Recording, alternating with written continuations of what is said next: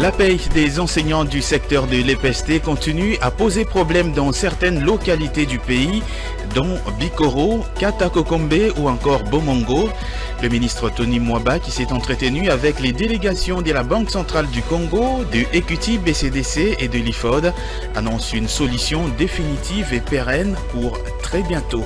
Et puis les travaux de modernisation de la route Bukavu-Nyangezi-Kamanyola évoluent à grands pas grâce notamment à l'encadrement de l'Agence congolaise des grands travaux. Ces travaux sont exécutés par l'entreprise CISC SA. Reportage à suivre dans ce journal. Et puis nous ferons un focus sur l'activité de la menuiserie à Kinshasa, une activité, vous le verrez, menacée par la forte concurrence imposée par les opérateurs expatriés. Voilà donc pour les titres de cette édition du journal. Bienvenue à toutes et à tous.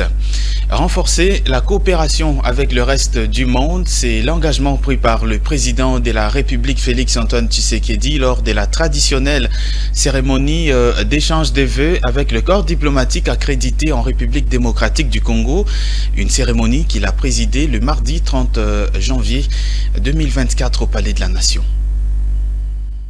Dès l'entame de son discours dans cette traditionnelle cérémonie qu'il a présidée au Palais de la Nation, le président de la République, Félix-Antoine Tshisekedi, a remercié les corps diplomatiques pour son soutien indéfectible et a rassuré que la République démocratique du Congo demeurera un espace de coopération ouvert à tout partenariat gagnant-gagnant. C'est là dans le strict respect des lois nationales et conforme à son nouveau projet de société. Dans la suite de son speech, le chef de l'État a réitéré son engagement à renforcer la coopération avec la communauté internationale. Et souhaite, à l'occasion de ce nouveau quinquennat, renforcer avec elle la coopération bilatérale et multilatérale dans tous les secteurs de la vie nationale. Le président Tshisekedi a rappelé la position du pays sur l'agression dont il est victime dans l'Est.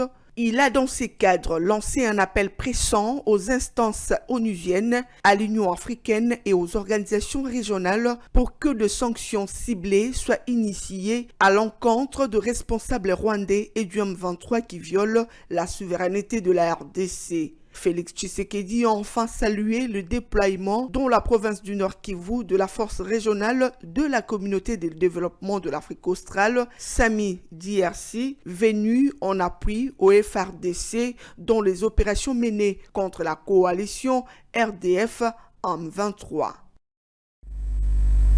Je l'ai annoncé dans le sommaire de ce journal, les enseignants dans les zones éducationnelles en retard de paiement des salaires vont être servis d'ici la fin de cette semaine. Le ministre de l'EPST, Tony Mwaba, l'a annoncé le mardi 30 janvier 2024 à l'issue de la deuxième réunion qu'il a tenue avec la délégation de la Banque centrale du Congo, celle de l'IFOD, celle de l'Equity BCDC ainsi que l'ordonnateur délégué du gouvernement. Regardez. Toutes les batteries sont mises en marche pour aboutir à une solution définitive et pérenne concernant les retards de paiement des enseignants dans certaines zones éducationnelles. Cette deuxième réunion présidée par le ministre de l'EPST, Tony Mwaba, dans son cabinet de travail, a placé sur la table des échanges ces dossiers. Les responsables des banques payeuses, à l'instar d'Equity BCDC, IFOD Caritas, Banque centrale du Congo, et l'ordonnateur délégué gouvernemental ont pris part à ces assises. Ces réjouissants du progrès significatif dans cette affaire, le numéro 1 du ministère de l'EPST a indiqué que les questions d'ordre conjoncturel ont déjà trouvé solution. Nous avons examiné ce qu'on a appelé ici les questions conjoncturelles et les solutions ont été déjà trouvées et la paye ou les procédures de la paye a été déjà engagée. Et d'ici la fin de la semaine, l'enseignant va effectivement toucher les salaires. Tony Mwaba a par ailleurs exhorté sur la poursuite de travaux liés à la question. J'ai pris vivement que cette réunion-là du comité de la paye se tienne effectivement pour que les enseignants puissent avoir la réponse aux questions qu'ils attendent. Notons que les enseignants pris en charge par la banque IFOD Caritas accusent les arriérés d'un mois de salaire.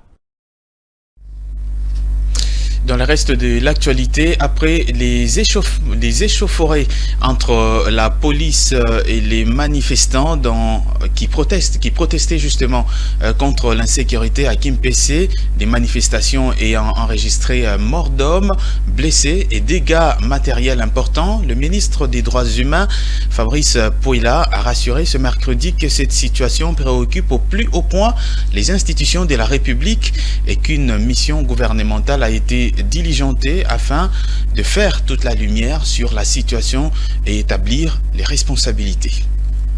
Nous demandons à la population du territoire de Songololo et des environs de vaquer à leurs occupations, d'être calme, de faire confiance aux institutions de la République parce que le gouvernement prend la mesure de la préoccupation de la situation et une réponse idoine sera réservée. Nous demandons à la population, à toutes les forces vives du territoire de Songololo, de mettre à profit la présence de cette commission pour dire tout ce qui fâche, pour exprimer toutes leurs préoccupations en toute liberté et en toute responsabilité. Personne ne sera arrêté pour avoir librement exprimé ses opinions. Et le gouvernement et toutes les institutions de la République réserveront la réponse qu'il faut pour que la paix revienne. La sécurité surtout, nous n'oublions pas en tant que ministre des Droits humains qu'après le droit à la vie, le droit à la sécurité est l'un des autres droits fondamentaux qui sont reconnus à la vie humaine. La situation est d'autant plus préoccupante que cela empêche le libre mouvement des personnes et des biens. Voyez comment les gens sont bloqués de part et d'autre de Kimpese alors que la vie continue. Il y a des malades qui doivent se faire soigner et à Limé et à Kinshasa et cela est très préoccupant. Nous risquons d'assister à d'autres calamités si nous ne trouvons pas de solutions. Donc un appel est lancé à l'égard de la population, à toutes les organisations, au calme et à faire confiance aux institutions de la République. Le chef de l'État venait d'être élu et il fait de la sécurité des personnes et des biens sa plus grande préoccupation. Nous vous remercions. Restons toujours dans ce même chapitre lié à la situation de la cité de Kimpese dans le Congo central. Moïse Vumbi, l'un des communicateurs du gouverneur de cette province, Guy Bandou, relate sur place les faits qui ont conduit à ces échauffourées et revient sur les mesures prises par les autorités provinciales pour contenir la situation, tout en précisant que le calme est revenu. Il y a trop de cas d'assassinat dans ces coins de la province du Congo central. Il paraîtrait qu'il y avait un monsieur qui avait retiré son argent au niveau de la banque et ce monsieur a été assassiné pendant la nuit. Et dans la nuit, il y avait l'intervention de la population de cette cité qui avait intervenir pour porter les soins ou l'intervention à ces messieurs. Et pendant qu'ils étaient en cours de route vers l'hôpital, ils ont ramassé un téléphone mobile. Et c'est par ces téléphones ils ont remarqué qu'il y a tant de numéros des autorités de la police. Et c'est ça qui a poussé à la population de la cité de Kimpese de soupçonner. C'est comme ici la police collabore avec les inciviques et ça a créé cette tension-là que nous avions constatée depuis le lundi.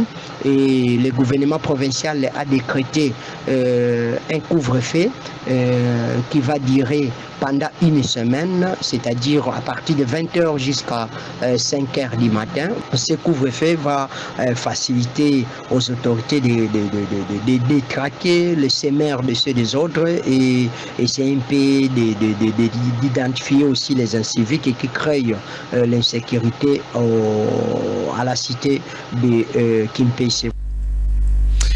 La République démocratique du Congo prend part à la conférence des présidents des groupes de travail du processus de Kimberley à Dubaï aux Émirats Arabes Unis, du 30 au 31 janvier 2024.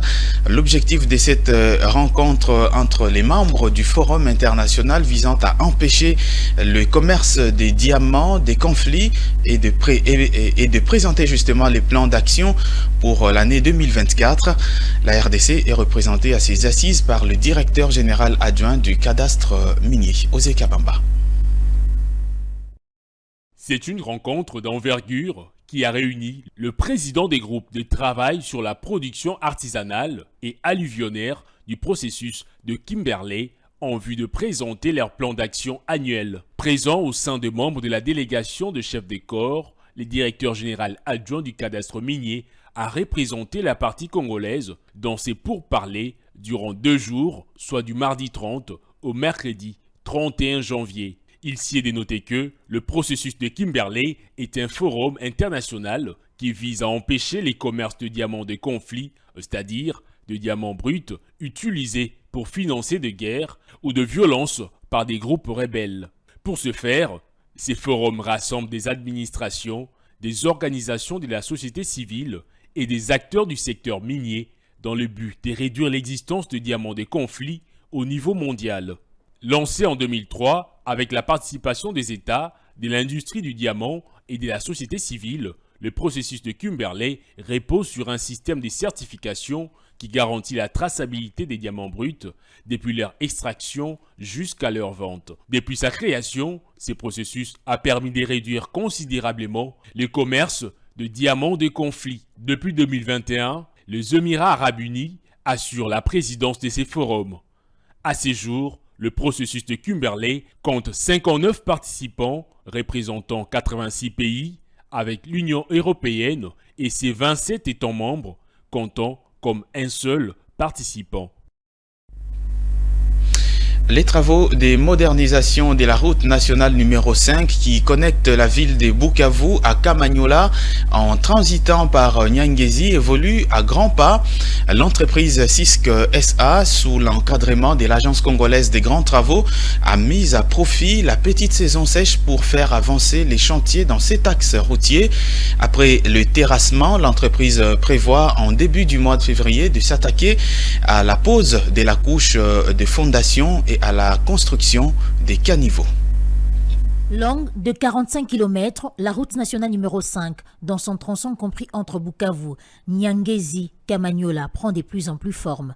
L'entreprise CISC, qui met à profit la petite saison sèche courant de fin janvier à mi-mars dans la zone du Sud Kivu, accélère à une vitesse de croisière les travaux de terrassement de cet axe routier. Après la réalisation parfaite des travaux de talutage, des flancs, des collines, malgré la perturbation des pluies diluviennes, mais également le terrassement en cours d'exécution, CISC, avec son sous-traitant Sinohydro 14, sous l'encadrement de l'Agence congolaise des grands travaux, prévoit en début de ce mois de février la pose de la couche des fondations et la construction des caniveaux.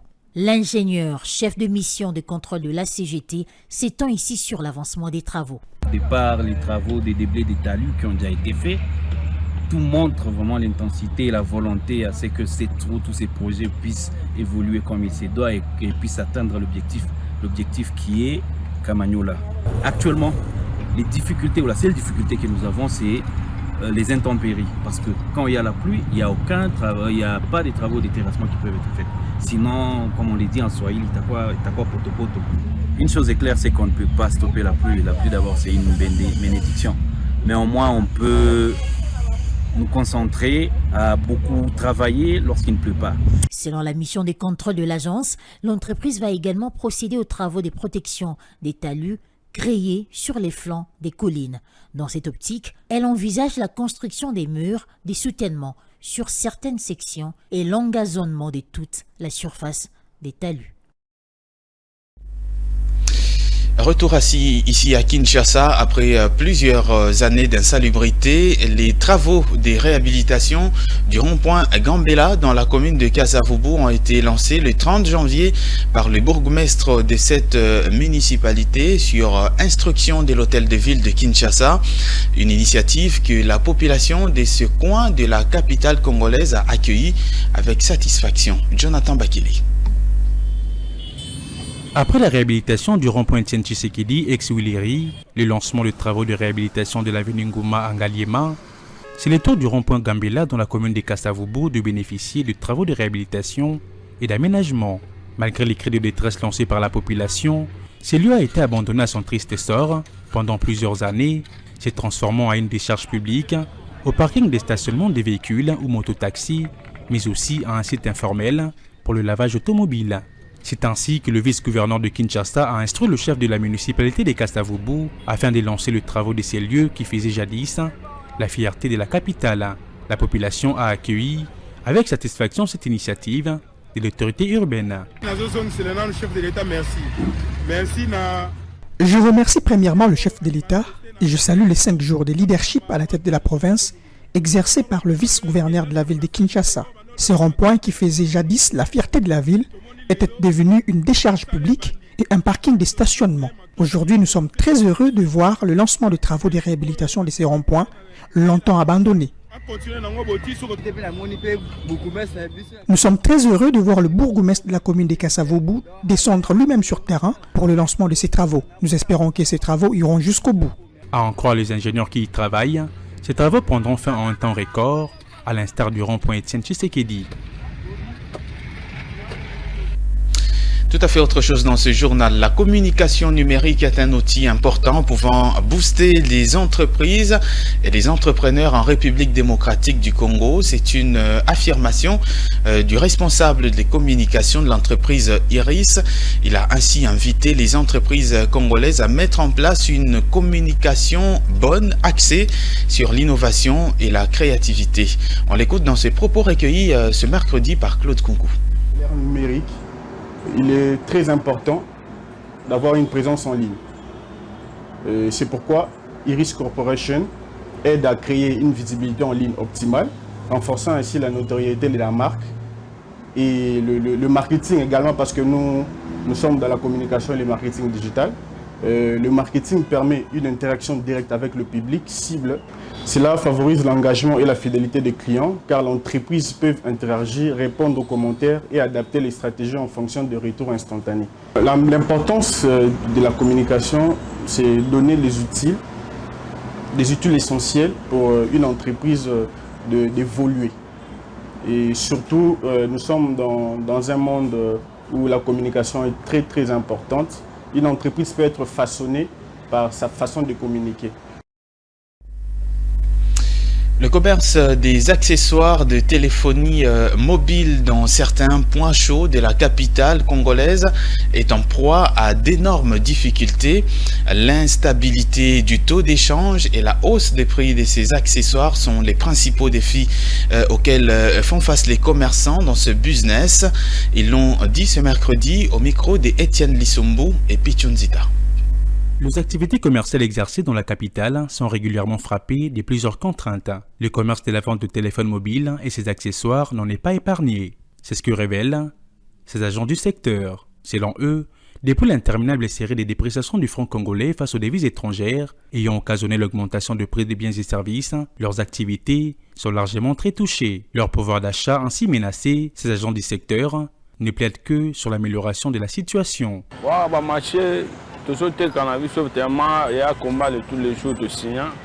C'est devenu notre quotidien. La vente s'alourdit, les activités commerciales ne vont pas bon train. La raison à cela, la hausse de prix de biens et services, mais également notre dépendance aux devises étrangères. Tout cela ne nous permet pas de réaliser des gains dans notre activité. C'est très difficile d'écouler nos marchandises. Les clients se font de plus en plus rares. Les activités sont complètement aux arrêts. Nous ne sommes voués à notre triste sort. Exercés dans l'informel, ces commerces des accessoires de téléphones mobiles s'alignent dans la liste de plusieurs autres qui subissent les effets du coût inflationniste que traverse le pays en ce net moment, du moins sur le segment du marché parallèle. Place à présent au focus de ce journal. Moderniser le secteur, c'est le principal défi auquel se heurtent les tenanciers des ateliers des menuiseries œuvrant dans l'informel à Kinshasa. Il s'ajoute à cela une forte concurrence à laquelle ils font face dans ce secteur pris d'assaut par des entrepreneurs expatriés.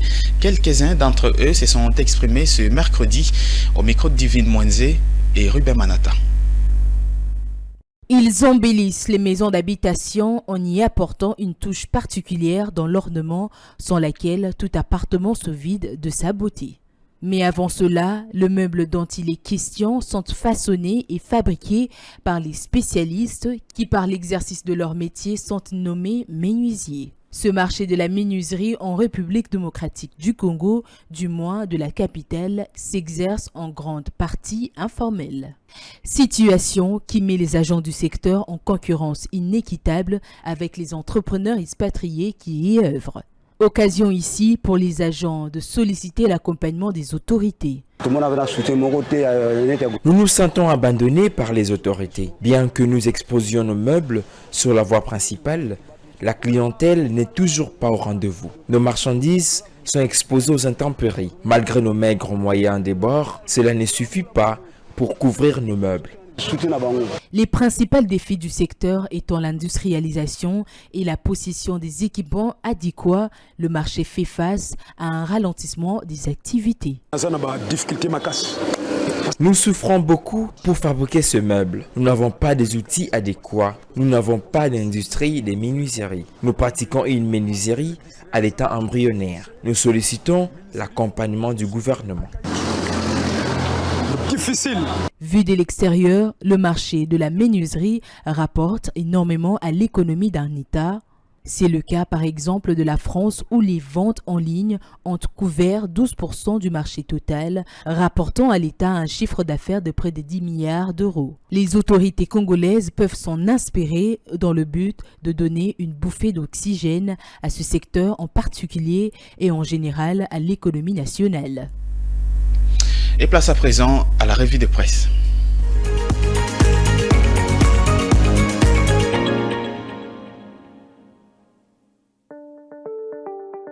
Bienvenue mesdames et messieurs dans cette revue de presse économique sur Ecofin Télévision. Débutons avec La Prospérité qui titre à sa 4e page « Mpoi interdit Ngobila d'engager financièrement la ville de Kinshasa ». Le journal écrit « Débarqué de la course à l'hémicycle avec 81 autres candidats pour fraude électorale, Gentini Ngobila avait perdu ses immunités suite à la levée de celle-ci par le bureau de l'Assemblée provinciale de Kinshasa sur demande du procureur près la Cour de cassation. Par la suite, il a été suspendu de ses fonctions par décision du VPM, ministre de l'Intérieur Peter Kazadi, promouvant son adjoint Jekoko Mulumba à son intérim. Quelques jours après la prise des pouvoirs du gouverneur à l'intérim, Peter Kazadi, par un télégramme, a annoncé la réhabilitation du gouverneur déchu, une décision à laquelle s'est farouchement opposé le speaker de l'Assemblée provinciale de Kinshasa, qui estime que Gentini Ngobila n'est plus éligible pour la gestion de la capitale congolaise à cause des poursuites judiciaires à sa charge et préconise au chef de la territoriale nationale le maintien de Jekoko Mulumba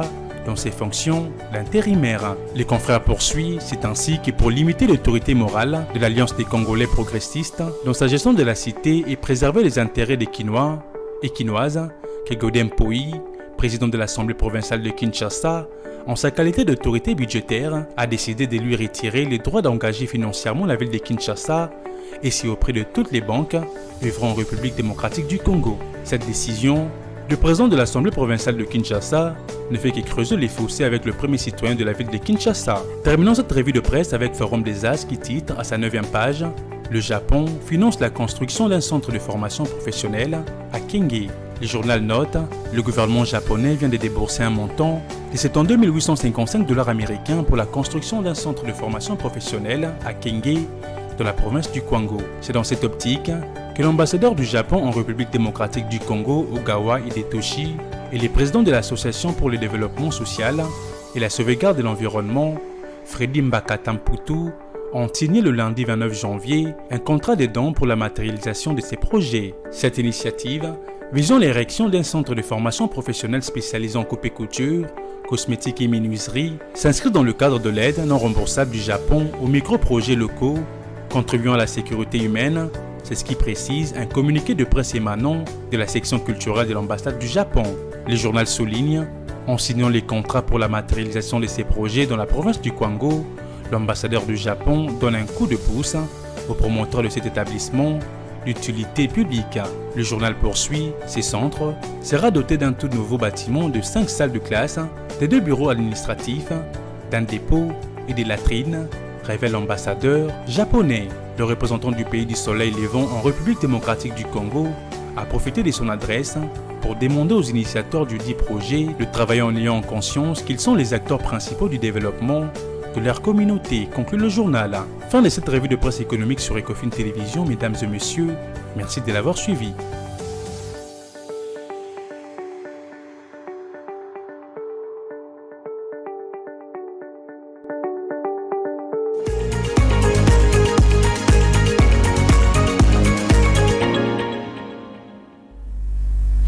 Nous sommes arrivés à la fin de cette édition du journal. Voici tout de suite le rappel des titres.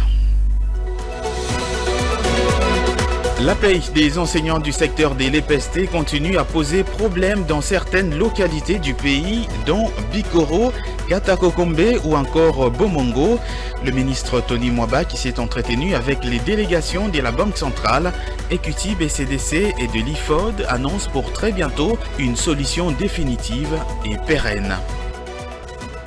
Et puis les travaux de modernisation de la route Bukavu-Nyangezi-Kamanyola évoluent à grands pas grâce notamment à l'encadrement de l'Agence congolaise des grands travaux. Ces travaux sont exécutés par l'entreprise CISC SA. Vous avez suivi le reportage dans ce journal. Enfin, nous avons fait un focus sur l'activité de la menuiserie à Kinshasa, une activité, vous l'avez vu, menacée par la forte concurrence imposée notamment par les opérateurs expatriés. Fin complète de cette édition du journal. Merci à toutes et à tous de l'avoir suivi. Excellente suite des programmes sur votre chaîne.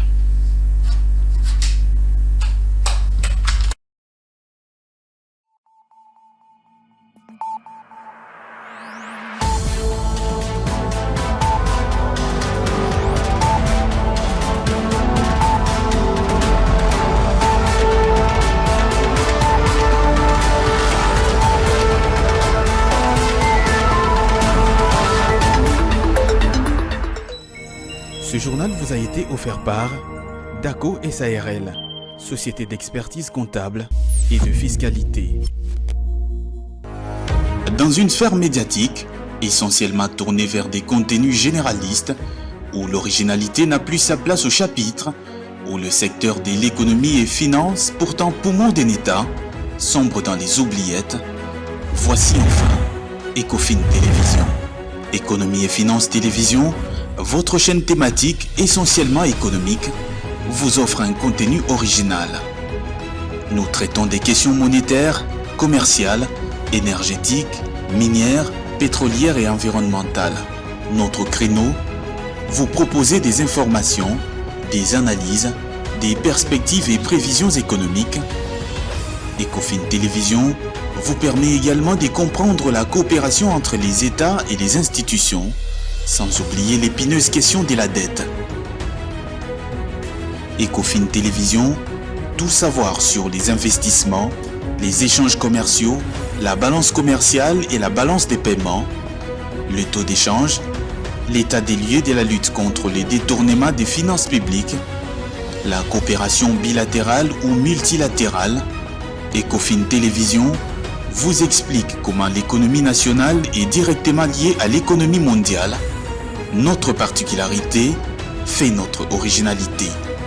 C'est pourquoi nous disons Ecofin Télévision, mieux que savoir sur l'économie et finances, comprendre.